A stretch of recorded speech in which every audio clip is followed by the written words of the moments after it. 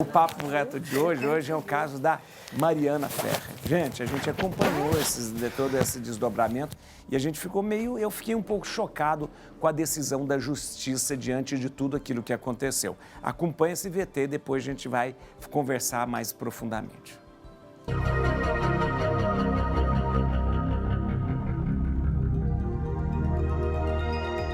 No começo do mês, o nome Mariana Ferrer voltou a ser destaque na mídia. O Tribunal de Justiça de Santa Catarina confirmou a decisão de primeiro grau e absolveu o empresário André de Camargo Aranha, acusado de abusar de Mariana Ferrer. 3 desembargadores participaram da decisão, que foi unânime. O advogado de Mariana Ferrer, Júlio César Ferreira da Fonseca, afirmou que a decisão que confirmou é extremamente frágil e que vai promover os recursos cabíveis.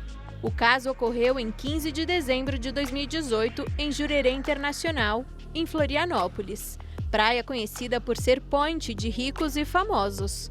Mariana, na ocasião com 21 anos, trabalhava como promotora do evento. Um vídeo que mostra Mariana desorientada subindo uma escada com a ajuda de Aranha em direção a um camarim restrito da casa foi vazado na internet. 6 minutos depois, ela desce, seguida de Aranha.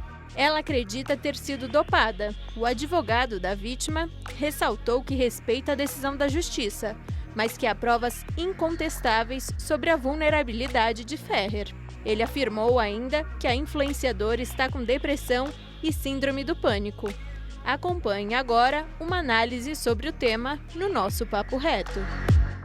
Olha, a gente vai conversar sobre esse assunto e tentar entender um pouco mais e compreender. Confesso para vocês que eu achei muito estranha, né, a decisão, e principalmente confirmada aí com 3 desembargadores. Converso com a doutora Bruna Garner. Depois quero saber como que se pronunciou. Garner, né? Tem um apóstolo. Garner mesmo, né? A doutora Bruna atua na área consultiva empresarial, prestando consultoria, assessoria em questões relacionadas ao direito das mulheres, ética empresarial, governança corporativa, desenvolve, né, instrumentos de prevenção de assédio e discriminação dentro das empresas. É muito importante ter uma profissional como ela, bem como as iniciativas voltadas à conscientização sobre questões de gênero, ascensão e promoção das mulheres, né? Em cargos de liderança. Sua expertise ela inclui justamente essa assessoria ética empresarial, direito das mulheres, né? A gente vai conversar sobre o caso Mariana Ferrer. Seja bem-vinda, doutora Bruna Garner. Muito obrigado pela sua disponibilidade, obrigado por estar conosco aqui na Rede Vida para falar sobre um assunto tão sério. Eu que agradeço, padre, é um prazer estar aqui com vocês hoje. Doutora Bruna, eu vou perguntar, olha, na verdade, nesse caso aí, que as pessoas acompanharam e nós tivemos muita notícia sobre isso, o acusado ele foi inocentado, né, nas duas instâncias, né, e por unanimidade, por 3 desembargadores, né. A alegação foi justamente falta de provas, sendo que os exames ali na perícia tinha já encontrado provas de abuso. Então, esses exames, eu pergunto para a senhora, praticamente não provaram o contrário dessa sentença, doutora? Então, a meu ver, sim, né? As provas para esse tipo de crime, elas costumam ser muito difíceis, justamente porque esse tipo de crime costuma acontecer entre 4 paredes, né? E os vestígios desaparecem em pouquíssimas horas. Então, por essa razão, os tribunais costumam dar muito peso ao depoimento da vítima, acertadamente, na minha opinião, né? No entanto, nesse caso especificamente da Mariana Ferrer e do André Aranha, as provas elas foram efetivamente produzidas, né? O laudo pericial apontou o rompimento do ímen da Mariana, e a existência de esperma do acusado nas roupas que ela estava usando no dia, né? E a única imagem que foi recuperada das câmeras do local mostram, além dos depoimentos, né, das testemunhas, mostram que, de fato, a vítima, ela não estava no seu estado normal de consciência, né? Ela estava cambaleante, grogue, ou seja, estava totalmente sem condições de consentir com o ato, né, que aconteceu. Então, a meu ver, sim, elas provam sim. Doutora, na verdade, houve uma expressão usada, eu acho que foi por um dos, não sei se é um dos promotores, eu não sei, o advogado, que foi considerada até uma aberração jurídica, a questão do estupro culposo, né? Existe isso? E a gente pode, de repente, defender uma tese como essa, né? E essa história do estupro culposo, quais precedentes de jurisprudência pode agora acarretar com isso? Então, a expressão, né, estupro culposo, ela foi utilizada por um veículo de imprensa para sintetizar o julgamento e tornar o entendimento mais fácil para as pessoas leigas, né? Sim. Mas, aparentemente, nem o juiz, nem a promotoria utilizaram essa expressão, mas ela foi amplamente difundida justamente porque, nas alegações finais da promotoria, que, curiosamente, foi trocada um pouco antes do julgamento, né? A argumentação ela passou a ser de que, ainda que a Mariana não estivesse no pleno estado da sua consciência, o acusado, André Camargo Aranha, não teria como saber que a Mariana estaria sem condições de consentir com aquela relação, o que desconfiguraria, no entender da promotoria, o dolo e atrairia a culposidade, que é quando não existe a intenção de praticar o crime, né? Então, esse tipo de entendimento é um entendimento que a gente chama de erro de tipo, que ele costuma ser muito utilizado em casos onde há relações sexuais com pessoas menores de 14 anos, que a lei ela define como estupro. Esse tipo de argumentação é utilizada quando essas pessoas elas aparentam ter mais de 14 anos como uma forma de inocentar, né, o acusado, o que por si só já é bastante polêmico, né? Mas a promotoria ela expandiu esse entendimento para utilizá-lo também nesse caso da Mariana Ferrer, que envolve estupro de vulnerável por outros motivos que não a idade, né? Porque a Mariana teria sido drogada, estaria sob efeito de álcool, então ela estaria vulnerável naquele momento, né?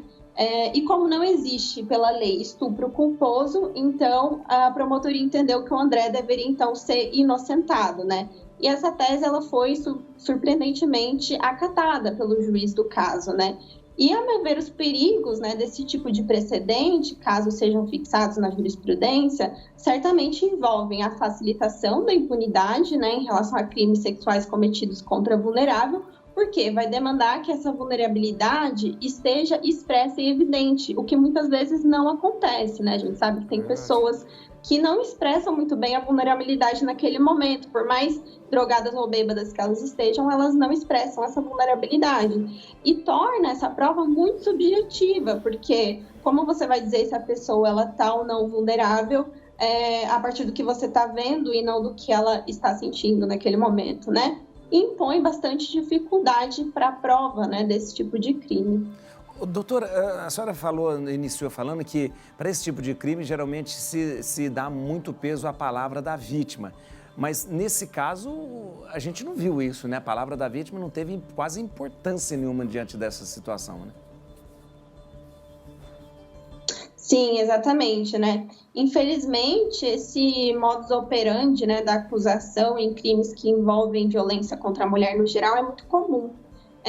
Eles fogem bastante do objeto do processo e buscam, a partir de uma perspectiva extremamente moralista e misógina, né, que não possui respaldo legal algum, encontrar no passado dessa vítima alguma possível justificativa para o que aconteceu, como forma de convencer o juízo de que ela pediu por aquilo, né? O que supostamente seria comprovado por seu comportamento passado, supostamente desviante daquilo que se espera de uma mulher de família, recatada e do lar.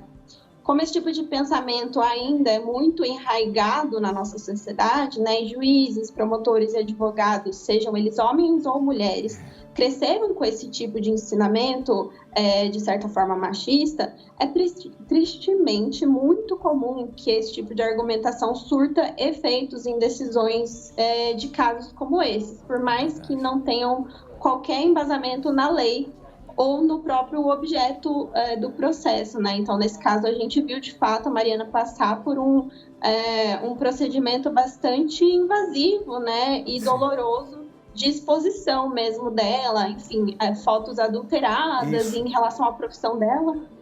Isso, a senhora está lembrando um fato muito grave, que também causa espécie num julgamento como esse, que é justamente o fato de que for usado a acusação, né? Aliás, a defesa do acusado, né? Ele usou fotos, né, constrangedoras e hostilizou a vítima naquele momento. E é interessante, né? Triste, né? Justamente saber que ela chegou a implorar, né? Para ser respeitada. Ela implorou que houvesse respeito ali e parece que a atitude de toda aquela situação foi uma atitude machista e muito, muito deplorável mesmo, né? Sim, exatamente, né? E, de fato, o que acabou acontecendo ali foi efetivamente uma revitimização dela, né? Sim. Por conta de toda essa postura da promotoria, da defesa e do próprio juiz, que pouco fez ali para tentar contornar a situação. Doutora Bruna, eu vou pedir licença à senhora, mas são 3 minutinhos somente, eu volto a conversar com a senhora. Claro. Tá bom? É rapidinho, eu já vou falar 3 minutinhos. A gente está conversando aqui com a doutora Bruna Garner sobre o caso Mariana Ferrer. Volto a dizer que causou uma estranheza danada no mundo jurídico, né? De repente, as provas e a maneira com que tudo isso foi levado a cabo. Doutora Bruna, agradeço mais uma vez, a senhora está aqui conosco nos ajudando a pensar e repensar. Eu estava lembrando, quando a senhora falava, de repente me vem à cabeça julgamentos assim que foram escandalosos no Brasil, como o caso do Doca Street, que era em defesa da honra, né? O famoso caso do Doca Street, né? Em defesa da honra, né? Mas fica parecendo uma coisa nesse sentido. Doutora, num caso tão delicado como esse, com tanta exposição midiática, né? Como que a gente deve tratar a vítima num caso desse? Porque a imprensa às vezes não perdoa, né? A imprensa às vezes não perdoa. E hoje ainda mais com a internet, né? Como deve ser tratado? A senhora usou uma palavra interessante, revitimização. De repente a gente pode, até pelo fato da imprensa, transformar ela mais vítima, mais ainda objeto de sofrimento ainda nosso, né? Exatamente, né? E justamente para evitar a revitimização, né, da vítima, que é esse processo doloroso de exposição ao escrutínio moralista, social, ao qual as vítimas, sobretudo de crimes de natureza sexual, costumam ser expostas, né, de modo absolutamente irregular, deve-se buscar principalmente a proteção da vítima, né? E é isso que se espera, sobretudo, do judiciário e da promotoria, que nesse caso a gente viu que não foi muito bem cumprido, né? Mas também é dever de todos aqueles que têm acesso a qualquer informação, ou documento, ou imagem do processo, né? Não por acaso esse tipo de processo, ele costuma tramitar em segredo de justiça, justamente para resguardar esse direito, né? E as recomendações, elas são bastante simples, né? Respeitar a dignidade daquela pessoa e não tirar conclusões precipitadas sobre os fatos, não subjugá-la a tratamentos moralistas de acordo com aquilo que se entende que é certo ou errado, independentemente do que está na lei, porque afinal quem está sendo julgado ali com base na lei é o acusado e não a vítima, né? Verdade. E às vezes a gente se esquece disso. E ater-se aos fatos sobre júdice, né, que estão sendo analisados ali naquele processo, não compartilhar informações antes de checar as fontes, principalmente, né? E acreditar na palavra da vítima, que, afinal de contas, como eu disse, é uma prova bastante substancial nesse tipo de crime, né? E justamente inspirado, né, nesse caso e nas imagens estarrecedoras, né, que foram divulgadas sobre a violência que a Mariana sofreu no processo, hoje existe um projeto de lei que foi recentemente aprovado pelo Senado e agora foi para a sanção presidencial, que foi intitulado Lei Mariana Ferrer, que visa justamente a zelar pela integridade física e psicológica da vítima, né, que está no processo, coibir na prática de atos atentatórios à dignidade da vítima e das testemunhas, sobretudo em casos envolvendo crimes contra a dignidade sexual. E nesse caso, em caso de desrespeito a esses princípios, é possível justificar-se uma responsabilização civil, administrativa, ou mesmo penal, né? E o juiz, no caso, ele é o responsável por fazer cumprir essa medida. Essa informação da senhora é muito relevante, muito importante, porque, na verdade, se de repente nós não chegarmos a uma solução que possa realmente indicar justiça para Mariana Ferrer, pelo menos outras mulheres poderão contar, né, com essa proteção, Mas, doutora, eu pergunto para a senhora, mas quais são os possíveis rumos que nós poderemos ter desse processo? Já que ele foi houve uma absolvição nas 2 instâncias, né? O que agora segue? Como vai acontecer ou dá-se por encerrado esse caso? Não, ainda não se dá por encerrado, não. Ainda tem muita água para rolar aí debaixo dessa ponte, né? No processo, os advogados, eles ainda podem recorrer às instâncias superiores, né, o STJ e o STF, caso entendam que houve na sentença ou no acórdão, né, da segunda instância, a violação a dispositivos de lei federal ou a própria Constituição Federal, né?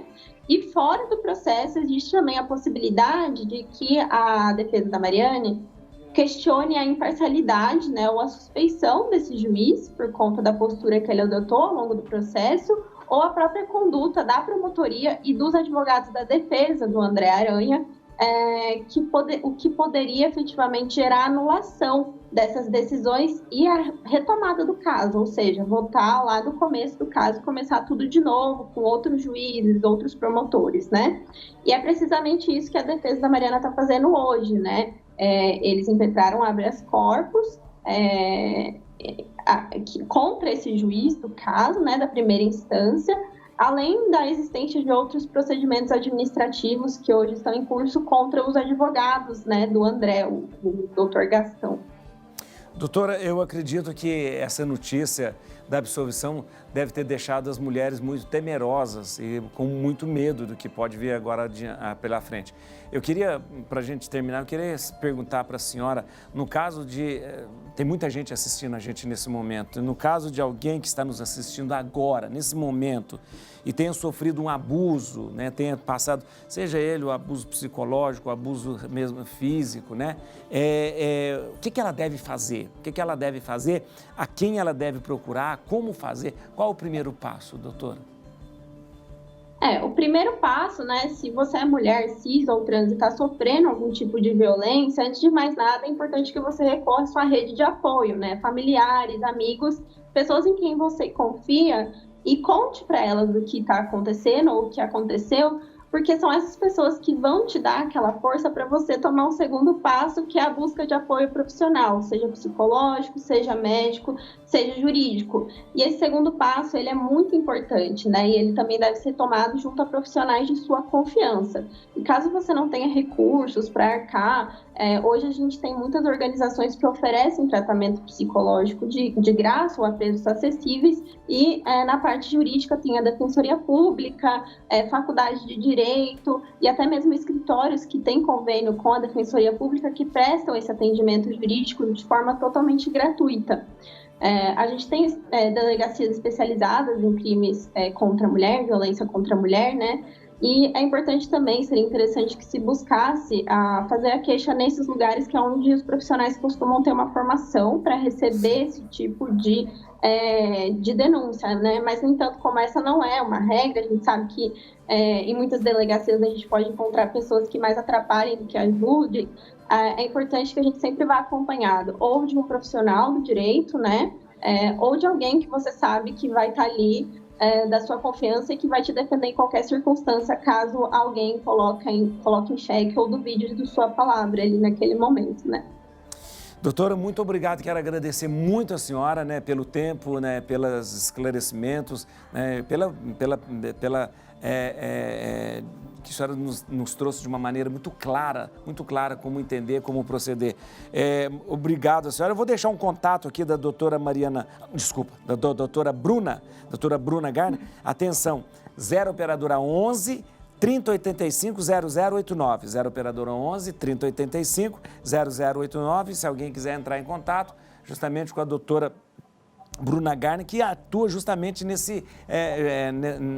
dentro de todo esse trabalho tão bonito, justamente de defender e trazer essa palavra, esse caminho justamente para as mulheres. Muito obrigado, doutora. Obrigado mesmo. Eu que agradeço, Fábio.